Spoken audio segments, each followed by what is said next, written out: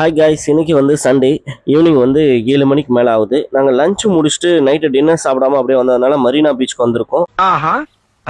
So வந்து எங்களுக்கு பசியாக இருந்ததுனால நாங்கள் அதிகமாக சாப்பிடணுன்னு தான் விருப்பப்பட்டோம். அப்போ நாங்கள் இப்போ வந்து பார்த்தீங்கன்னா ஒரு மீன் கடைக்கு வந்திருக்கோம். இப்போ வந்து பார்த்தீங்கன்னா கடவுளால் ஒரு அமௌண்ட் எங்களுக்கு கீழே கிடச்சிருக்கு. அந்த அமௌண்ட்டை வந்து யாருக்கும் தெரியாமல் நாங்கள் எடுக்கணும்னு பார்த்தோம். ஸோ அந்த அமௌண்ட்டை வந்து எடுத்துட்டோம். எப்படியோ கஷ்டப்பட்டு நாங்கள் எடுத்துட்டோம். அது வந்து உங்கள் முன்னாடி வைக்க போகிறோம் பாருங்கள். பார்த்துக்கோங்க மக்களே, கடவுள் கொடுத்த எங்களுக்கு கிஃப்ட் அந்த அமௌண்ட்டு இந்த அமௌண்ட்டு தான்.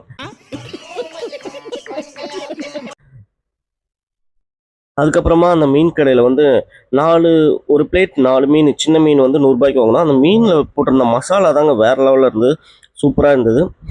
அதுக்கப்புறமா நாம் பீச் பக்கத்தில் இருக்கிற ஒரு சின்ன டீ கடைக்கு போனோம். அங்கே பூஸ்ட் ஆர்டர் பண்ணி சாப்பிட்டோம், சூப்பராக இருந்தது. என்ன சொல்றான் பாருங்க.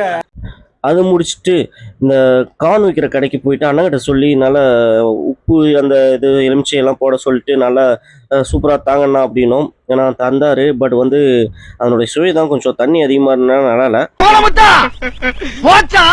Okay, but okay. அதுக்கப்புறமா கொஞ்சம் தூரம் நடந்து போயிட்டு பஜ்ஜி விற்கிற கடையில் வந்து பார்த்தீங்கன்னா வெங்காய பஜ்ஜி வாங்கி சாப்பிட்டோம்.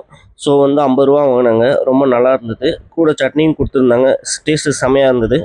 அப்புறம் கொஞ்சம் தூரம் அப்படியே கொஞ்சம் மெதுவாக வாக் போயிட்டு அங்கே வந்து பார்த்தீங்கன்னா சில்ட்ரன்ஸ் விளையாடுறதுக்கு வந்து நிறைய எக்யூப்மெண்ட்ஸ் எல்லாம் வந்து ப்ளே மெட்டீரியல்ஸ்லாம் வந்து பார்த்தீங்கன்னா பீச்சில் வச்சுருந்தாங்க. பீச்சு கொஞ்சம் டிஃப்ரெண்ட்டாக வடிவமைக்கப்பட்டிருந்த மக்கள் கட்டுற கதையெல்லாம் எடுத்து போடுறாங்க. எல்லாம் நிறைய ஜாலியாக நிறைய பேர் இருந்தாங்க. அதுக்கப்புறம் பீச்சில் வந்து பார்த்தீங்கன்னா இந்த நிழற்கூடை அமைப்பை போன்ற வழியில் அந்த செட்டப்லாம் பண்ணி வச்சுருந்தாங்க. பொம்மலை சோக்கு கேட்குதா கோபி? அப்புறம் பெரிய பெரிய பேரிச்ச மரம், பல மரங்களை எல்லாம் வந்து அப்படியே பிடுங்கிட்டு வந்து நட்டு வச்சுருந்தாங்க.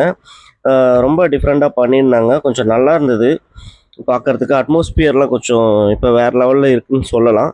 கொஞ்சம் செலவு பண்ணியிருக்காங்க. மறக்காம சர்ப்ரைஸ் பண்ணுங்க. தேங்க்யூ.